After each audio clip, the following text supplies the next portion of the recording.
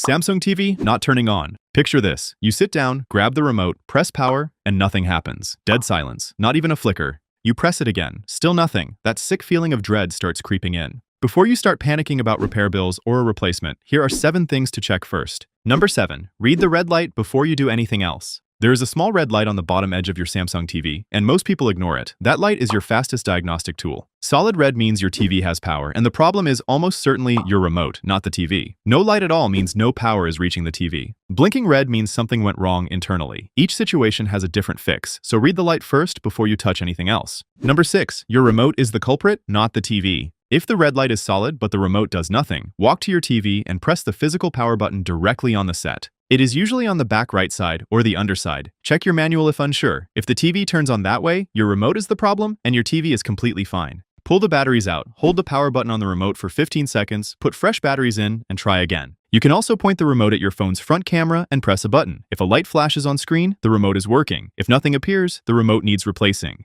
Number 5. The outlet or surge protector cut off the power. Surge protectors wear out silently. They do not announce when they stop working. They just quietly stop delivering enough power. Other devices on the same strip may still work fine, because a phone charger draws almost nothing compared to a large TV. Unplug your Samsung TV from the surge protector entirely and plug it directly into a wall outlet. If the red light comes back on and the TV powers up, your surge protector is dead. Samsung's official support documentation specifically warns against relying on old or worn surge protectors and recommends plugging directly into the wall when troubleshooting. Number 4. A connected HDMI device is blocking the boot. This fix has saved people from throwing out a perfectly good TV. A gaming console, cable box, or streaming device with a firmware glitch can actually prevent your Samsung from booting at all. The TV tries to read the connected device on startup, hits an error, and freezes before the screen ever appears. Unplug every single HDMI cable from your TV and try turning it on again. If it powers up normally, plug each device back in one at a time until you find the one that was causing the whole problem. Number 3. Your TV is on, but the screen is black. Your TV might actually be running right now. You just cannot see it. Firmware updates and backlight failures can both cause the TV to power on with no visible image at all.